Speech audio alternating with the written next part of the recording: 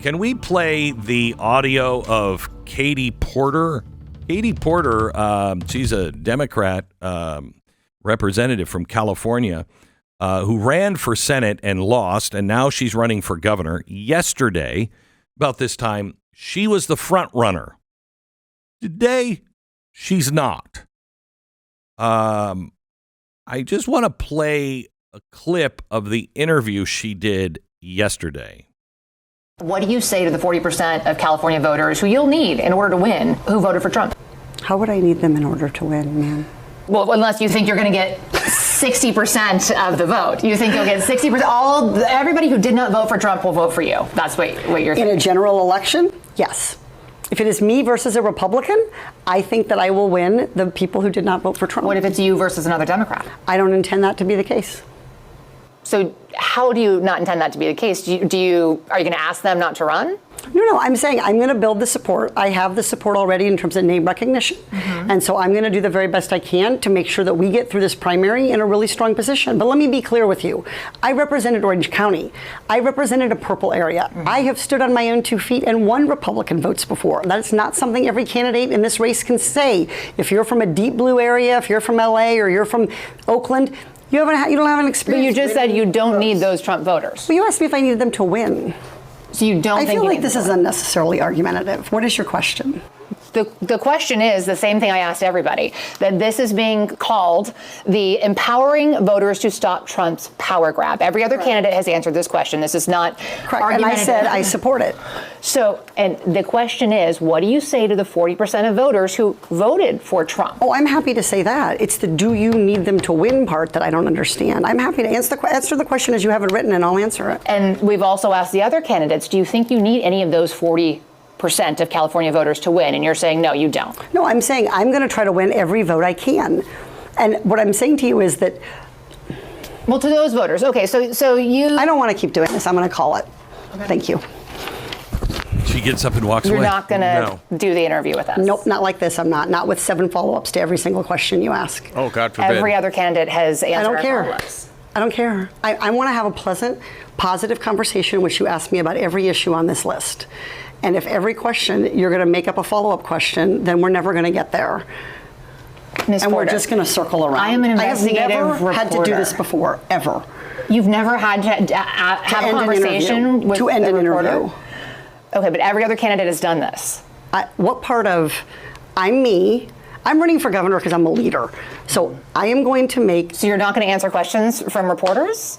Okay, why don't we go through? I will continue to ask follow-up questions because that's my job as a journalist, but I will go through and ask these, and if you don't want to answer, you don't want to answer. So nearly every legislative... I don't want to have an unhappy experience with you, and I don't want this all on camera. I don't want to have an unhappy experience with you either. I would love to continue to ask these questions so that we can show our viewers what every candidate feels about every one of these issues that they care about. And redistricting is a massive issue. We're going to do an entire story just on the responses to that question.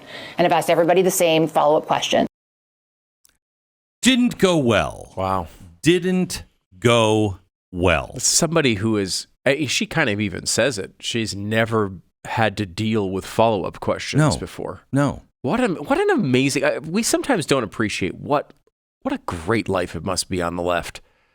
Oh, I've thought about that a lot. Oh my God, you never have to deal with anything. No one ever asks you a follow-up. No one ever pushes you on anything. You just say whatever you want and everyone just walks away as if it was the greatest thing of all time. That must be so much fun. I mean, you know. You'd be so intellectually weak. So intellectually you see weak. it there. She asks one minor follow-up question that isn't adversary at all, and she pulls the plug on the interview. I'm not going to do this. I don't want all this on camera. Well, there's a lot that I haven't wanted on camera. It didn't stop anybody else. All right. That's when they get most excited to put you on camera. I know. That's so bizarre. So, the reporter wasn't even going at her hard. It was like, hey, what do you mean you don't need, I mean, it's what a layup of a question, Glenn. No offense, but it's like, do you need the 40% of people Trump voters to win? You say, well, I want to get as many of them as I can. And of course, I want to get as many voters as I can, but I'm going to stand on my principle, blah, blah, blah, blah, blah. Like any competent politician. That's not even a follow-up question. It's like, do you want more voters? That's the hard question she walked out of an interview for? So, but remember who she is. Remember who she is, okay? Must we? Well, I think we just proven everything that they said wasn't true. According to people who had worked in her office, she has made multiple staffers cry. People are generally so anxious to even staff her because if anything goes wrong, she flips out on whatever staffer is present. She just talks to staffers however she wants. One criticism of Porter has been that she allegedly is a terrible person, according to some accounts, abusive and racist. In December, text messages surfaced in which Porter scolded a staffer for giving the Congresswoman COVID. One message said she was rage-prone and had a tendency to disparage staffers. Others suggested her expectations were wildly unrealistic. One message accused her of making racist comments. Those are from her staffer. And remember, those are from 2022. We've seen this, and they just buried all of that. And now you're starting to see it. When you force people into uncomfortable situations, you generally see who they really are. And that wasn't really that was a normal situation for anybody who's right. You can't handle that, sweetheart. You can't handle anything. But imagine you're in California. She was the front runner yesterday. That's who everybody's like, yeah, I'll probably vote for her. Yeah, yesterday. Looking at Kalshi, one of the prediction markets, and she was at a 40% chance to win, which was double anybody else in the race. And today she's now a slight underdog in the race from that interview. It was that bad. Now, we don't know how the electorate actually responds to it. It'll take some time for polling. We don't know how much people actually will see it. Right. It could run and then go away. A lot of conservatives are going to see that today because conservatives are going to play it like crazy. Will people who might actually vote for her see it is a totally different question. How do we watch NBC, CNN. We have MSNBC on us in front of us all the time. We listen to NPR. We listen to, the New York Times. We read the New York Times. Maybe it's time to appreciate us a little bit more. Just saying. We do that for you every day. Yeah. Just so you know. Yeah, we do it so you don't have to. However, we bring those things up all the time on the air. We know where the other side stands. There are stories that just don't hit that side. Yeah, they have no idea it even. And they don't listen to anything else. And so there are stories like that stupid story of the judge's house burning down. There are going to be people forever that believe that was a hate crime. There is no evidence of anything. Of even arson. Of arson. There's let nothing. Alone that it was some conservative who did it. It was a house that burned down. That's all we know now. They had to immediately jump to, it's a house of a judge. That judge stopped Donald Trump. Harmeet Dillon wrote a really absolutely innocuous, hey, this judge just made this ruling. We will fight that every way we possibly can. That can't stand. They took that and said Harmeet Dillon was targeting this judge, so somebody went on the right and burned that judge's house down. None of that. There's no evidence of any of that. They don't even know what caused the fire yet. And I'll bet you're going to find out that it wasn't arson. It was just a normal fire. It was 11 o'clock in the morning. It was just a normal fire. The house burned down. It was a tragedy. Glad that nobody was hurt. Well, her husband was hurt in it. He had some broken bones and stuff as he tried to get out of the house.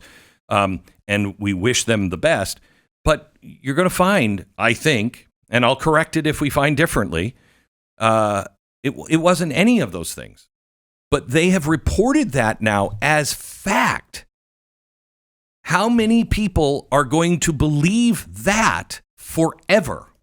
I can guarantee you I have members of my own family who will bring that up to me. Well, you say violence is, what about burning the judge's house down? And I'll have to say, that's not true. Yes, it is. And they won't believe me because they heard it on NBC. They heard it on CNN. They heard it in the Washington Post.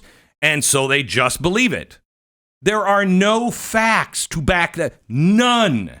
Now, there may be in the future, maybe in a couple of days. Let the process work. but there's none. These journalists on the left are so unbelievably irresponsible. And then because they have zombified their entire base, their base will not listen to the other side. There are stories, I guarantee you. Think about how many people are going to believe from here on out that Charlie Kirk was either killed by a Jew or somebody in his own camp, or it was a left-winger. It was a Donald Trump MAGA killer. Because that's what they said. And they're not listening to you. They're not watching Fox. They're not getting their news. They don't. All news from major traditionally trusted sources, they watch all of that and they think they're getting a variety. Well, I read the Times and the Post. Oh, New York Post or Washington Post? Well, not the New York Post, the Washington Post. There's no variety there. No, it's the same thing. And this is how something like you can change your gender with a series of magical words comes into effect, because it's how global warming is real. A liberal hears something like the gender stuff, for example, and they hear it the first time, and they, just like you, react the same way. They what? What do you mean you can just become a girl? What are you talking about? They, in their minds, react the same way the first time they hear that. Yes. And then they hear it 500,000 other times unchallenged. And saying science is settled. Yep. And they're like, wow, I must have been wrong about that. And even if they don't say, if they have nothing to back it up, like in this burning down the house, they just say it over and over. And people go, well, they wouldn't say that if it wasn't true. Right. And I don't hear anybody else. Oh, except for the crazy conservatives. Who cares what they're saying? So, I mean, this is why I would, I have hope.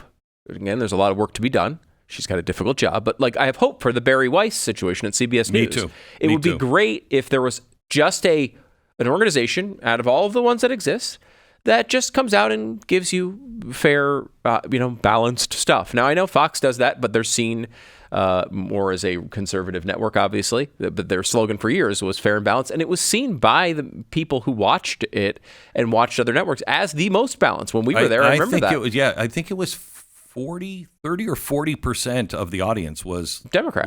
Yeah. So there's plenty of people who will actually go and read and listen to other things.